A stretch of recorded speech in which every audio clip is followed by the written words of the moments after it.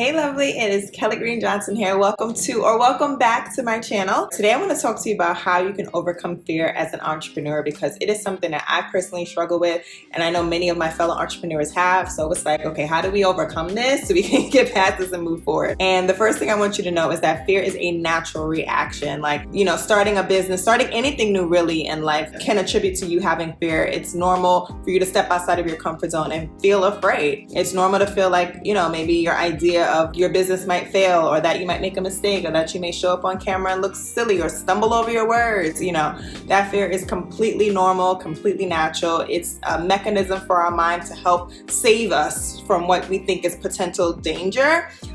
When in reality, it's not. We're not physically in danger if we start a business, right? So I want to share with you some tips that worked for me and how I overcame fear and became a successful entrepreneur at that, because I knew how to overcome fear in each stage and keep moving forward. So the first thing I want you to do is be honest with yourself about that fear. Like, figure out what it is you're afraid of. You need to know what this fear is that's coming up for you. And it's important because it's really easy for our fears to run rapid, and just multiply and take over our lives, and then we get nothing accomplished. So it's really important for you to identify them, to confront them head on, because if you don't, how can you ever expect to overcome something that you don't face? Just because business might be scary starting it, there might be potential challenges in the present or in the future that might scare you. It's important for you to just take a deep breath, exhale, and figure out a way to overcome it.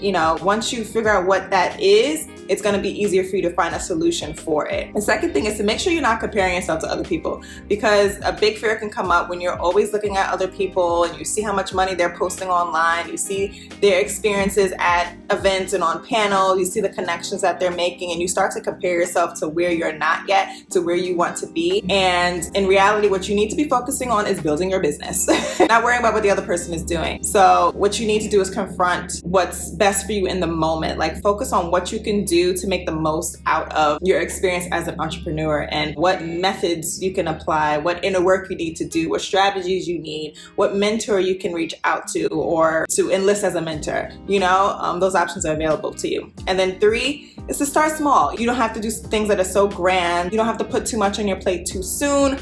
Make sure you are starting at a position that is comfortable for you. If you're thinking of starting a business and you're like, maybe I should quit my job. It's or maybe not. Take your time there and give yourself the means to prepare for such a leap. That can help diminish the fear and bring you a lot more comfort. And then the 4th thing I want to share with you is doing the subconscious work. I mentioned the inner work a couple numbers back, and for me personally, I like to do an NLP tool that's called anchoring. And it basically helps you to elicit the type of emotion you want to experience in real time. So for me, I have my anchors on my knuckles, one for finances, and the one important one here is for confidence. So it's confidence, self-belief. I'm able to elicit that emotion whenever I need. And I typically use that for when I'm about to do a presentation, or about to meet with a potential client, or my first time meeting with a client. I want to do a great job. So I might press on that confidence anchor to elicit that emotion in real time. And it's pretty freaking cool. So this is something that I'm going to be teaching in my Rise by Design Academy to other coaches, practitioners, healers, entrepreneurs, amazing people like that who are here to make an impact, because I understand how important it is to embody who you want to be as an entrepreneur and as a coach, and really feel comfortable in your own skin and comfortable in your delivery, and having the ability to anchor that confidence is essential for that. So that can be a tool to help you overcome fear as well. And the 5th thing is to know that failure is only feedback. That's what my coach Reese says. And it really resonated with me because it reminded me of one of my dad's quotes, and he says, mistakes are just lessons. And I'm like, dang, these are really good, because it really helps you change your perspective towards an experience where if I make a mistake or if I fail at something, I realize, okay, this is just a way to know how not to do something for the next time. It's okay, this did not work. Let's not repeat this. what can I do instead? What kind of solution can I come up with?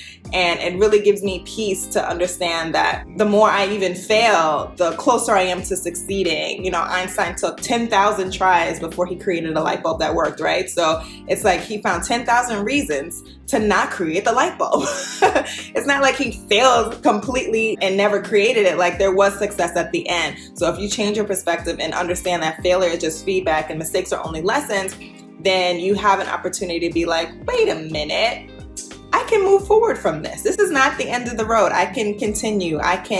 I still have the possibility to strive and to thrive and to be successful in what I'm doing. So these are 5 ways that work for me. And, you know, you can play this back again if you need to, and make sure you're writing these down and begin to do the inner work to incorporate these ways that you can overcome fear, these tips, because I know you want to be a successful entrepreneur, and I want you to know that it's completely possible. You just have to do the work, and the work may not always be easy, but it is pretty simple.